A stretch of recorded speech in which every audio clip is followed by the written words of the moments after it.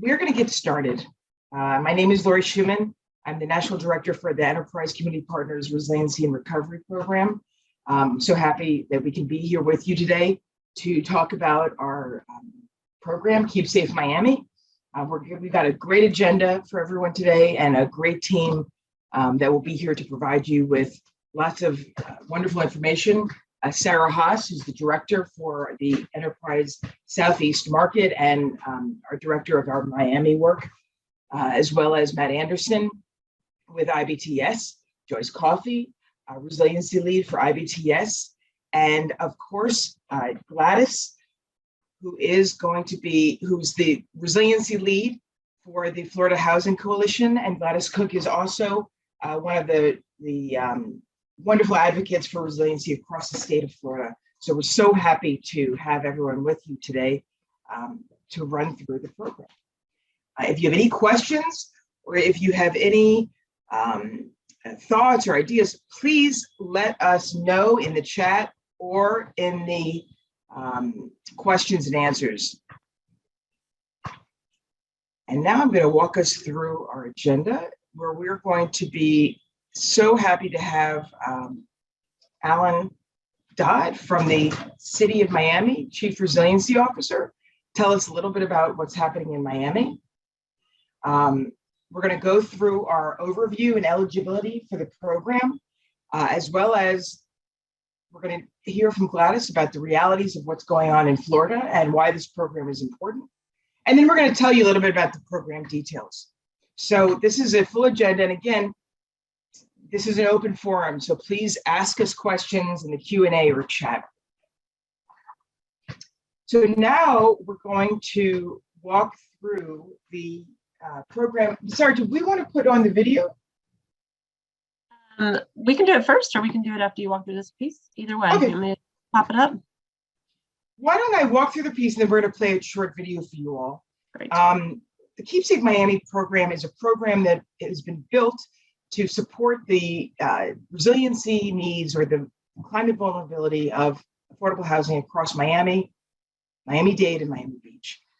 We're going to be helping all of you help your buildings deal with identifying how to support your building resilience, which is your physical structures, ensuring that your physical buildings can actually handle the changes and climate risks coming forward in Miami.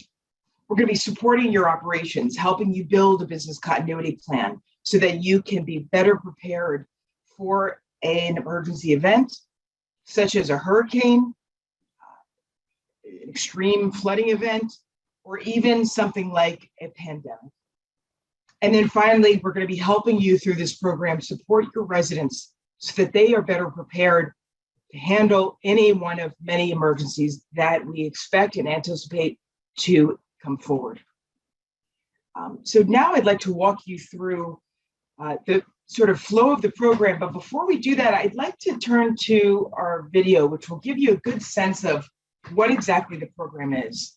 So I'm going to ask Sarah if she can load the video up.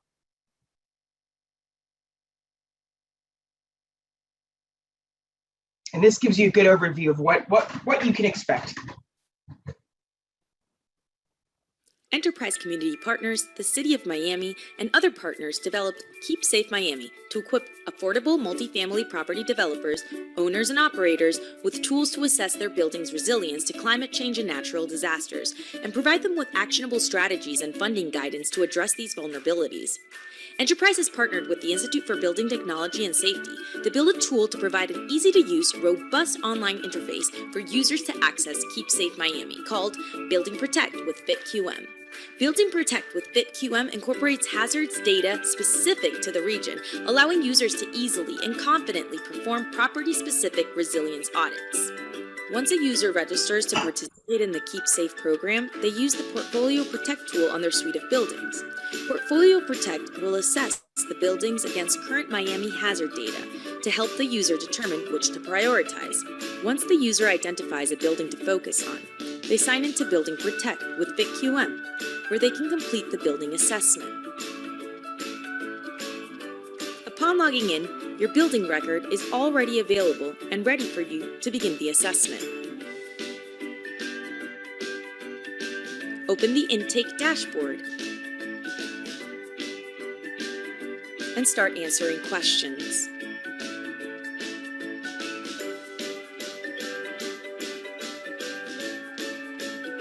Once all answers are complete, simply submit your form for review.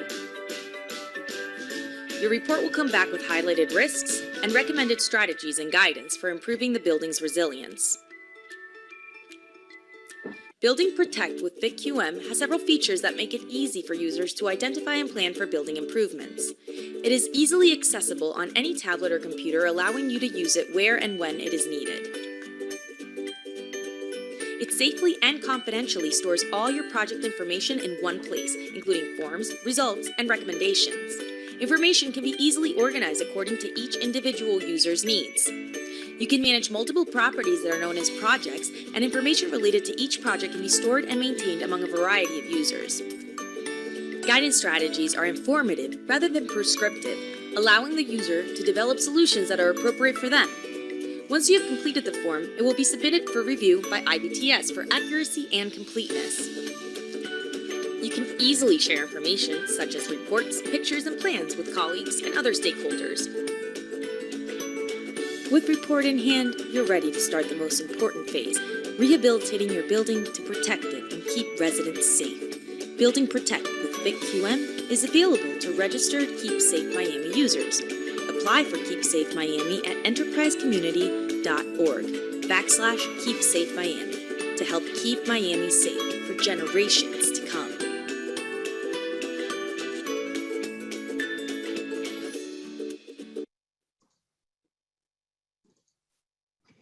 Thank you so much, Sarah, for playing that video. And we have we're going to walk you through exactly how to get into the program and how to use this program. Please remember, this is free of charge for all of you to use as building owners and operators. There is no cost to you. And Catherine, we did get your question. We're going to walk everyone through this program, and then afterwards, you can be able to apply and get the FitQM intake. So I want to just quickly walk you through the user flow of this program. Again, this program is meant to support your buildings, your residents, and your operations as affordable housing owners and operators in Miami, Miami-Dade, and Miami Beach. The first thing you're going to want to do is we're going to give you a link. Once you sign up to the program, we're going to provide you a link to a tool called Portfolio Protect. Hey, Lori, just real fast. We're seeing your slide, I don't know what it's called, preview view instead of the slideshow view on your screen. You must have to okay. Okay, let me, thank you so much. Okay, how's this, Sarah? Perfect. Great, thank you so much for letting me know. Portfolio Protect. Portfolio Protect is a tool we've created at Enterprise to help you understand the actual risk of each of your buildings within your portfolio. We'll talk a little bit about this later, but what this will do is it'll give you a rating for each building within your portfolio. So if you have 10 buildings, you're going to have your buildings, you're going to put in the addresses, and you're going to get a risk score for each building. And that building with the highest risk score is the building that's at most risk from climate risks and impacts. So those are your highest priority buildings. So number one, first step is you're going to use Portfolio Protect to identify your risks for each of your buildings. The next thing you're going to do is you're going to then be given access to the Building Protect tool, which is your actual assessment. This is your tool that's going to help you assess your building's vulnerability to climate risk. It's a walkthrough that you can do on your own. And that is going to be your tool to help you understand what your building vulnerabilities are. When you've completed that risk assessment, and it's about a 2 hour, hour and a half walkthrough of your building, it's not long. A generated report will be provided to you. An automatic report will be created and provided to you This is the Keep Safe Building Report. With this report, you will identify what actions you need to take to make sure your building is protected from the climate risks that are currently an issue in Miami. After you receive your building report, you're going to ask probably, how am I going to pay for this? We're going to provide you with a funding guide, which we'll review later. Joyce Coffey will review later. This guide will provide you with all the resources available in Miami, Miami-Dade, Miami Beach to fund your resiliency improvements. After you've looked at your building physical systems, now we're going to turn to your operations. Many of you need an emergency plan, or what we call a business continuity plan. So thanks to the support of Fannie Mae and other partners, we've created a tool for you to help you create your business continuity plan for your organization. And we're going to provide trainings coming up on this actual tool, but this is going to be great because you'll be able to walk away from this program with a business continuity plan. After we've dealt with your physical structure, your operations, now we're going to turn to our residents. We partnered with a group in Miami, Dream and Green. We're going to be able to provide your residents with support on helping them get prepared for emergencies. We're going to help them build a go bag. We're going to help them figure out how to get support, get rental insurance, etc. And after you've gone through these steps, you will be eligible for access to the Keep Safe loan funding, which is a fund set up by Miami Housing Department to provide owners with up to $100,000 in funding to support your retrofit needs. And Miami Beach also has provided funding to support retrofit needs of Miami Beach owners and operators. So this is a really wonderful resource for you to actually make your changes to your buildings. And then when you're done with this journey, your building, your organization, and your residents will be better prepared and better able to handle the hurricanes, the floods, the extreme heat moments, and all of the other risks, including pandemics coming forward now and going forward into the next decades. And so we're so happy you are all with us today, and we're excited for you to join this program and walk through this whole journey. Again, this is free of charge to you. Now I'm going to turn to Sarah Haas, Director of the Miami program at Enterprise, to talk us through the eligibility and go ahead. Sure. Thanks, Lori. Just want to highlight briefly who this program is for. So we have developed a tool which is focused on multifamily properties. We're defining that here, though, as 4 units or more. We know that those definitions can vary based on resources and other things. But the tools are designed in a way that is applicable to garden-style properties. So there's older, small properties. We've seen a lot of communities in Miami, as well as kind of mid-sized properties. We don't expect a lot of high-rises just because we are targeting existing affordable multifamily properties that are likely older and haven't been brought up to current code. In addition, we are looking to support and engage properties that are serving residents at 80% AMI or below. This can, though, however, be properties that receive some sort of public funding source and so are affordable due to that, or they could be the unsubsidized or naturally occurring affordable housing properties. And in the enrollment process, we ask that folks indicate and confirm that they are actually an affordable property. And that's something that we'll screen as part of the enrollment process.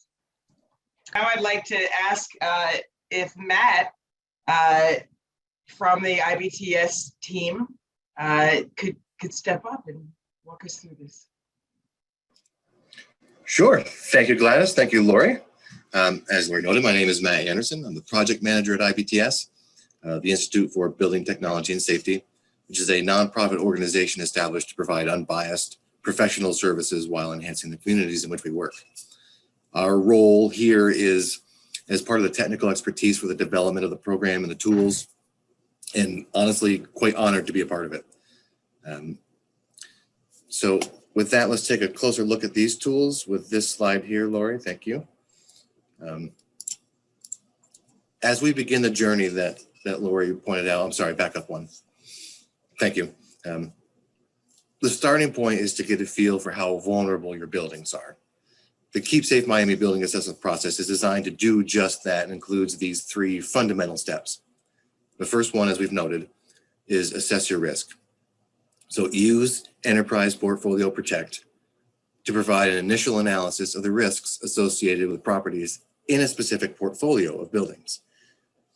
From there, identify the buildings with the greatest need. Review the results of Portfolio Protect to focus your initial resources on the buildings that are identified as most at risk. Then, use the Building Protect with FitQM tool to identify resilience strategies at the individual building level through the self-guided assessment. And again, as noted, resources such as the Funding Resource Guide, the Business Continuity Toolkit that we'll talk about a little bit later, are available along the way to help identify potential capital and planning mechanisms to stay up and running. Next slide, please. Portfolio Protect uses data from sources such as the CDC, FEMA, NOAA, and numerous others, and allows users to look at a single address or compare multiple properties at once. This helps you assess which buildings may be higher risk than others. And this comparison is important to prioritize improvements based on overall risk, as well as specific areas of concern. So detailed building assessments are then prioritized and implemented based on this initial review. It's a really great tool. It's really fast. It's really easy. And it gives you a really great sense right off the bat of where you should focus. Next slide, please. If you draw your attention to the left side of the screen, you will see that you can enter a single address into the first box, or you click on the multiple addresses option to open an additional search box where you can type or copy and paste a bunch of addresses in. Just be sure, like you see, because this tool is available to you now, and you can do this either on this call, although you should be paying attention, or right after. It's available right now, and you can just make sure that each address you put in is on its own line. And as indicated by the tips icon here on the right side, you can monitor the progress of each property, although you won't have too long to monitor because it happens really fast. But just so you know, it takes it a second, and it'll pull up the results for each of the addresses you put in. Next slide, please. And this is what you will see. In just a few moments, you can see at a glance the results of each address. This output provides an overall risk score as calculated by the individual risks of a given location, and provides a useful visual that you can quickly identify which property you may want to start with. For example, next slide. Using this quick reference, we can see that the property near the bottom with the red status bar highlighted in green with a score of 72, it's coming up as the most vulnerable or at risk in the properties that we entered. This may be where you want to start your focus and focus those efforts, perform your first building level assessment with FitQM, Building Protect with FitQM on this building. But you can also see that there are some buildings that are not too far behind that you may want to consider doing next. Selecting any of these properties will give you a more in-depth review of the individual hazards, as we'll see in a moment. But yeah, next slide. Okay, so for any one of those properties, if you select view results, we get individual details about the property, including hazard information. It's a little hard to see in this slide, but each of those bars represents the individual hazard for that property, such as flooding, sea level rise, social vulnerability, and some others.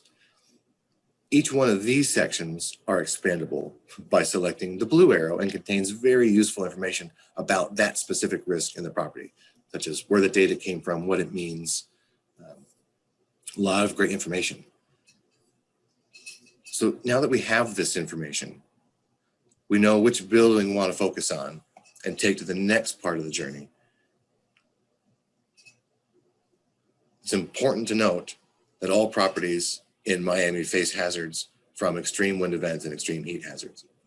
Extreme wind and heat are mitigation strategies are covered in the Building Protect tool. So on this slide, I do want to note that While we just looked at the property that came up with the greatest risk in our example, each property has unique needs. So be sure to review the results of all the properties you put into Portfolio Protect. It's quick, it's easy, and it provides a wealth of information. All right, next slide, please. Okay, now along this journey, we know which building we want to target first. We're going to take it through Building Protect for an in-depth building level look. Next slide. Building Protect with FitQM is the means for you to perform an assessment on a specific building. It will help you identify your building's potential vulnerabilities through a questionnaire with approximately 60 questions, 45 adaptation or mitigation strategies to consider. And it focuses on climate change hazards that buildings are most vulnerable to in the region. Flooding, including storm surge, sea level rise, river, rain, extreme heat, extreme wind. And we also included aspects of healthy housing, excuse me. Included aspects of healthy housing, the building community, and operations, as these are important considerations to long-term resilience. Next slide.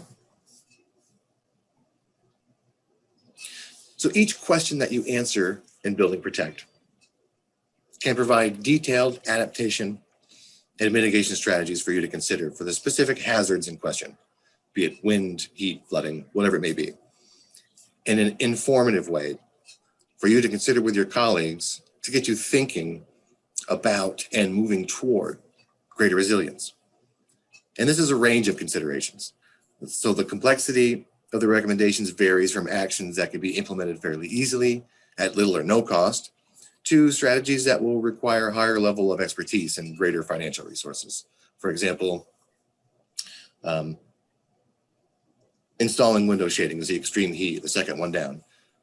Installing window shades or awnings is probably something most people can do in-house, whereas determining if your rooftop equipment rather, is properly secured will probably involve a qualified engineer or some kind of study. Next slide. So let's get into performing the actual assessment. Building Protect with FitQM is versatile. It works on a variety of browsers and devices and is great to have up on your tablet as you walk through the building. It is recommended that someone familiar with the history, layout, and makeup of the building perform the assessment, as this will help save time and provide a more accurate account of the building's vulnerabilities. Begin the assessment outside, work your way through the questions and potential hazards, and move throughout the building as needed. Answer the questions to the best of your knowledge and ability. Like I said, there's 60 or so questions. If you're unsure of an answer, you're not expected to be knowledgeable in everything, but if you're unsure and you can't get assistance right away, select unsure as the answer choice. It's yes, no, unsure, or NA. If you're unsure, select unsure. Don't guess. You can save and exit and change your answers as you go, including making corrections at a later time. How well you know the building size, access to the roof, common areas, individual units as needed will play a factor in how long the assessment takes, but you'll probably want to set aside some time, a couple hours, so that you don't feel rushed. You can really take a look at it. Let's jump into the assessment form itself real quick. Next slide. Oh, you're already there. Sorry.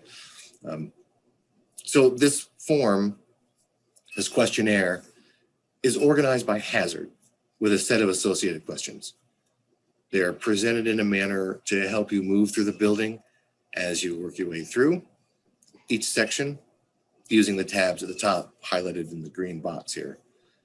So you click on a section of the tab, it has a number of questions that are associated to, say, property information in this case, or flooding as the next one, and then extreme heat, extreme wind, those kind of things. And you work your way through and walk through the building.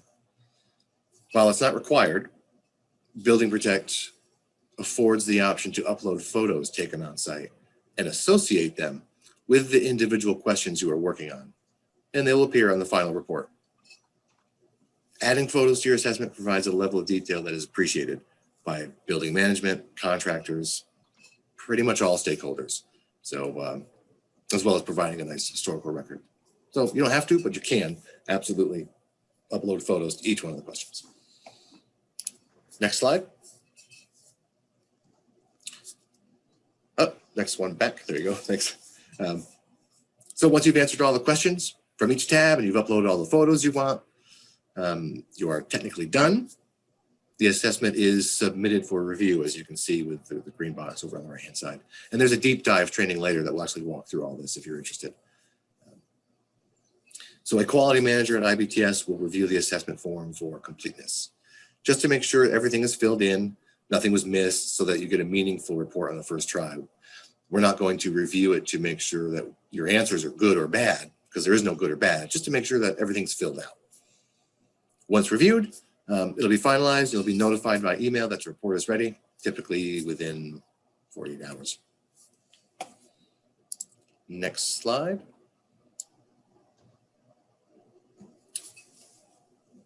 Once that happens, as I noted, you will get a report. To access your report, you can log in. It's automatically generated after review and becomes part of the record so that you can get at it at any time afterward. It's available to download, save, share with others.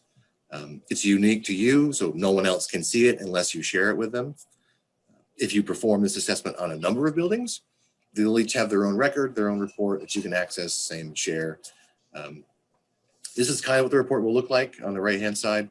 The layout will be a little bit different, but we're going to look a little bit at the finer details on the next slide, please.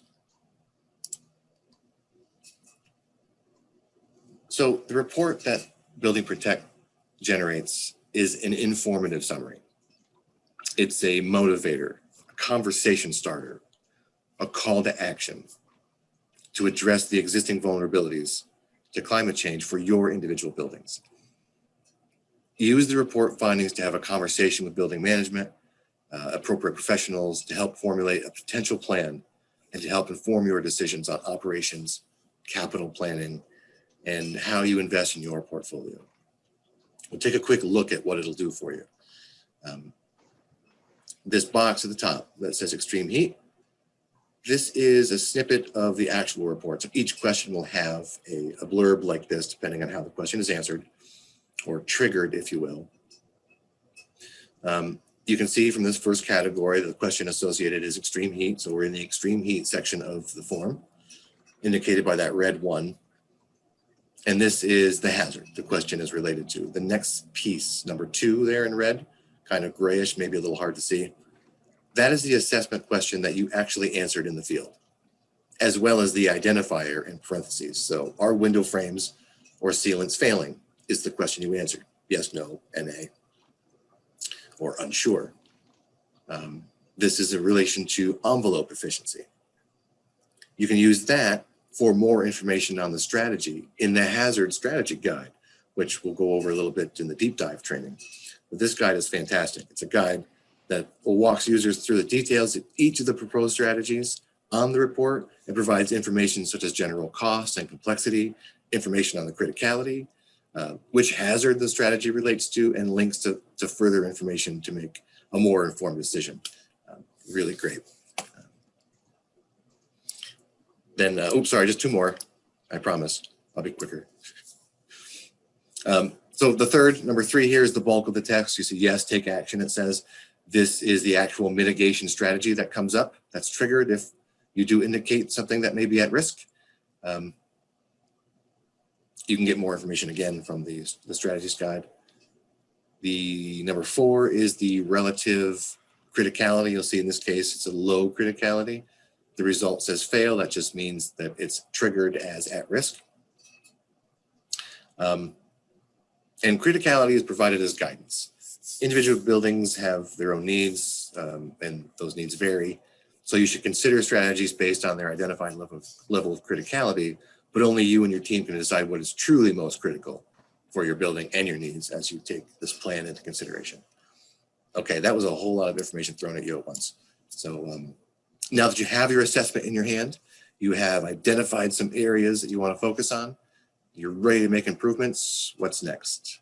For that, I will pass it off to Joyce Coffey, who will walk us through the great work done on the funding and finance guide. Yeah, and Lori is actually going to field a couple questions before we jump to Joyce. Excellent. All right. Sorry, Joyce. Thanks, Matt. Thanks, Matt. And thanks, Sarah. I wanted to just reflect on a couple of questions that came forward from our audience. One of the questions that was asked was whether or not you should be providing the reports to your insurance agents. And Michael asked this question: should this information be disclosed to your insurance agent, to building regulators? The answer is no, not unless you want to. So this is your report. You can do what you want with it. The only person that will see this report is you.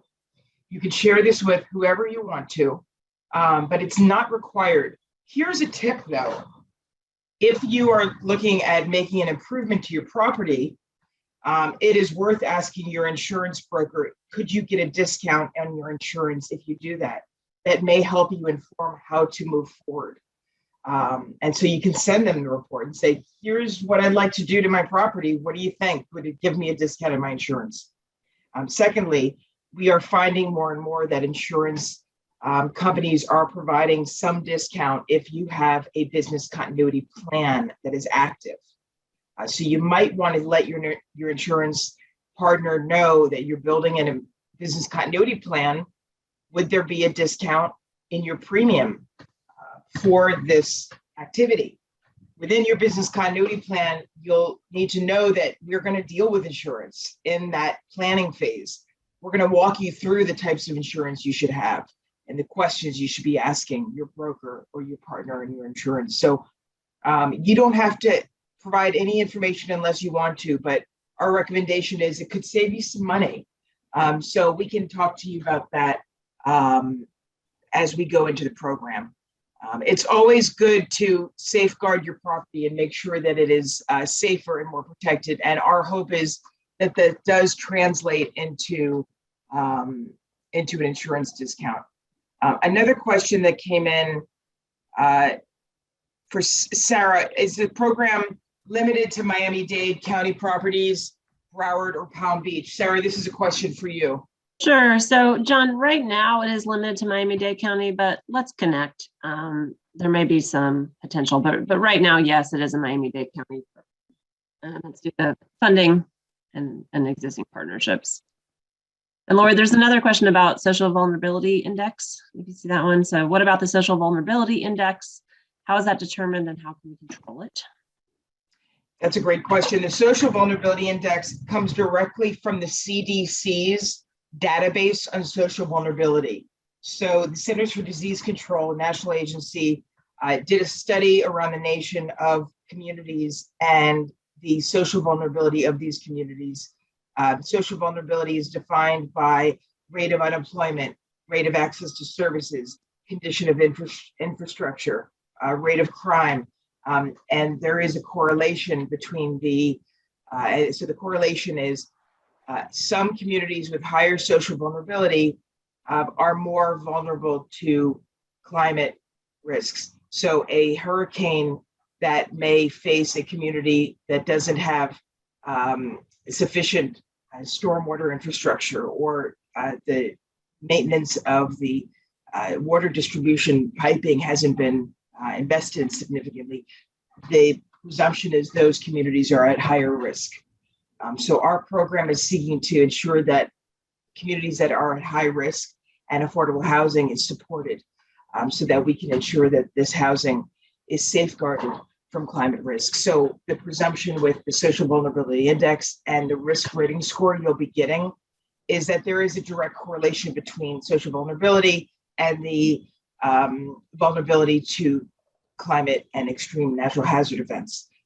So if you can go to the CDC website, you'll have more information on the social vulnerability index, but that the risk rating score, again, is correlated with the CDC SVI. And so we'll be sending out some more information about that after this. I think that's all the questions, Sarah. We did send in a report about the Irma impacts to housing. So with that, I'd like to now turn to Joyce Coffey to take us through the funding. Thank you so much. And just because I'm really focused in on this point about social vulnerability, I might, if I may, Lori, just mention a couple of things. So single mothers, people with no access to a vehicle, those who have no health insurance, if you're elderly living alone, if you have linguistic isolation and that you don't speak the language in which a material is shared with you, or if you are a person with disabilities, I think all of us on this call can understand that that puts us as individuals at greater risk to the hazards of that Matt has just walked through on these various tools. So those are some of the things that the Social Vulnerability Index identifies. And one of the reasons why we think about risk from the perspective of the hazard that hits us, but also our individual, like human vulnerability, as well as the exposure that physical structures like infrastructure and buildings face. So anyway, so about funding, back to, and if someone could advance to the next slide, that would be wonderful. We do understand that although each of you introduced yourselves, one thing you didn't say is that your middle name is Hustle. And we know that because the bottom line is there is never enough money for affordable housing writ large, and that goes for resilience too. So resilience within affordable housing, risk mitigation within affordable housing. So we've worked hard here to find the funding and that has grants, loans, subsidies, and incentives that are available in Miami, but also to respond to the question that someone asked about whether or not this program goes beyond the geographic, Miami area. There are also funds and finance tools indicated in this guide that relate to the county. And of course, we've included state and utility-based funding and finance as well. So although there are some very specific elements of the guide for Miami, I think those of you who work in other geographic areas will find there is some useful information here as well. We perhaps could go on to the next slide because I want to just get to something that we heard from Gladys at the very beginning of our conversation today, which is that this resilience work is not exotic. And in many ways, as part of your hustle, you could imagine that we are trying to find, money in the couch cushions, essentially, for resilience by looking at the lowest cost, highest benefit resilience projects and possibilities. So the guide includes case studies from several developers in the region that have indicated how they've been able to mainstream resilience in some of their properties. And we also profile several dozen resilience finance possibilities. And one that I want to put a fine point on is that the city of Miami has set aside actually $500,000 from their CDBG funds. And as I go forward here, I just want you to keep in mind, they did this and now Miami Beach is doing something similar. So if you are an advocate, which I know all of you are, perhaps you could look into trying to secure monies like this from other cities who have CDBG within the state. But in any case, yes, the city of Miami has set aside this $500,000 to support projects with up to $100,000 that emerge from this training. So you will have gone through the property and building audit, and then you will have access to this competitive pool of Keep Safe Miami loan funding. It is a loan, and properties must be within the city of Miami, and they must have no more than 20 units, so similar confines to what we're discussing here in terms of the tools, and they must have at least 51% of their units rented to low-income households of 80% of AMI or less.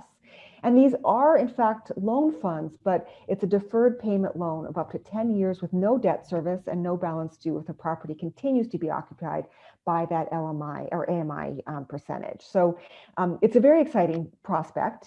It's not very much money. There are, of course, many of you know, other monies in Miami, like the Miami Forever Bond, which combines both stormwater mitigation and affordable housing in its several $100 million purse. Those funds are much more competitive in some ways, but one recommendation we heard from the city of Miami as part of this program is you should be sure to at least acknowledge your interest in those funds through the pipeline application that is on the city of Miami's website. And the last thing I'll say, I know we're running short on time, but it's just that in our hustle to find money for resilience, we should keep in mind that the federal sources of funding have increased, not just in this administration, but actually even in the last 4 years, as risk mitigation has become a bigger prospect for FEMA funding and for HUD funding. So CDBG MIT, mitigation, is one example of that. And then, of course, we have the FEMA new program, Building Resilient Infrastructure and Communities, or BRIC. We anticipate that both of these pots of money will grow exponentially.